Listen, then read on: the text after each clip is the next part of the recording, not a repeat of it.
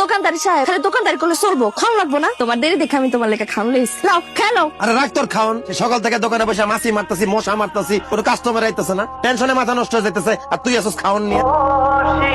এই আমি আর বিক্রি হইব না, আমার স্বামী এসে তার খিদা লাগছে, খাইব। আপনারা যান যান যান। না না সাপলা, আমি খামো না। তুমি বিক্রি করো। কি কও? তুমি না কই গেলা তোমার ক্ষুধা লাগছে? আরে দোকানে কাস্টমার দেখে আমার পেট ভরে গেছে, আমার খিদা চলে গেছে। কাস্টমার যে যা চায় তাড়াতাড়ি দাও। আমার এক কাপ চা দেন।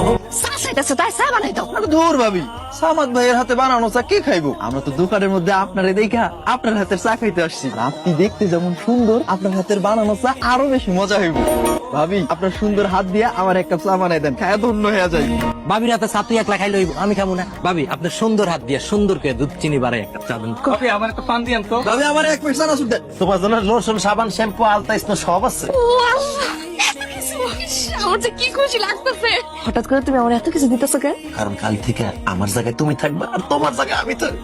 অসম্ভব, আমি দোকানে বসতে পারবো না। দোকানে বসতে পারবা না? না। তুমি যেহেতু দোকানে বইতে পারবা না, তাহলে তুমি আরেকটা বিয়ে করে চলে যাও। আস্তাগফিরুল্লাহ। সব কি করতেছো তুমি? আমি আরেকটা বিয়ে করবো কেন? কারণ আমি দোকানে বসলে কোনো কাস্টমার আসে না, কোনো বেচা কেনা হয় না, আমি তোমারে খাওয়াবো কি?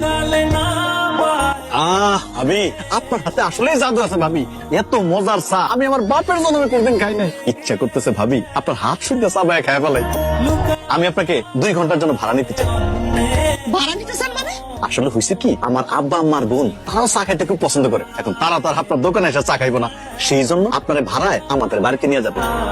আপনি টাকা ডাবল দিন। খুবই ভালো প্রস্তাব, জিনিসটা আমি চিন্তা করে নি, ভাইবা তারপর তারা কইতাছি। ভাবি, আপনার কি কোনো ছোট বোন আছে? কেন? আমার ছোট বোন দিয়ে আপনি কি করবেন? বিয়ে করবেন? বিয়ে করে আপনার মতো আপনার ছোট বোনদের দিয়ে আমি ব্যবসা করাবো। একদম থাপড়া দাঁতটা ফেলা দিন। কত বড় সাহস আছে আমার শালীর বিয়ে করতে? আমার শালীর দিয়ে ব্যবসা করার লাগলে আমি করাবো, তুই বিয়ে করার কে? এই কি কইলা তুমি? কথার কথা কইলাম। কথার কথা কইবা, তুমি আমার বোনের দিয়ে ব্যবসা করে না। তবে জগা থামান, 1000 টাকা দেন। আপনি টাকা দিতেছেন কেন আমারে? কারণ আগামী 1 ঘন্টা আপনি শুধু আমার। এই হান্নান কি কস? আমার বউ তোর মানে? আরে সামা, তুই যেটা বুঝছো ওইটা না। মানে কইছি যে আগামী 1 ঘন্টা ভাবি আমার লেগে খাইতে চা বানাইবো, আমার লেগে কথা কইবো, এই লেগে তার আমি 1000 টাকা দিয়া বুকিং দিয়ে রাখলাম। সাপলা, তাহলে ঠিক আছে, এক কাজ কর, আমি ঘড়ি ধরতাছি, তুমি আগামী 1 ঘন্টা হান্নার লগে আড্ডা দাও, ওর লগে কথা কও, ওরাই চা খাওয়াও। চুপ করো তুমি। আইসা, আপনি টাকা আপনার কাছে রাখেন। আপনার লাগে আমি চা বানাতে পারবো না, আপনার লাগে কথা কইতে পারবো না। এই আরো কাস্টমার আছে, আমার হেগো লাগে চা বানাইতে হইব। আর দূর কাস্টমারে গুলি মারি। আগামী 1 ঘন্টা আপনি আমার লেগে চা বানাইবেন, আমি আপনার লগে গল্প করবো আর আপনার চা খাবো। দোকানে কি চুরি হয়েছে নাকি? চুরি হয় নাই। হ্যাঁ, দোকানে তো চুরি হয় নাই। তুমি যে ভাব আমার ফোন করে তাড়াতাড়ি আইতে কইছো, আমি তো ভাবছিলাম দোকান মনে হয় চুরি হয়ে সব সাফ হয়ে গেছে। আমারে তাড়াতাড়ি আইতে কইছো কি লিগা? তুমি দোকানে বসবে, এখন থেকে তুমি দোকানদারি করবা, বুঝছো? আই কি কও? আমি দোকানে বসুম কি লিগা?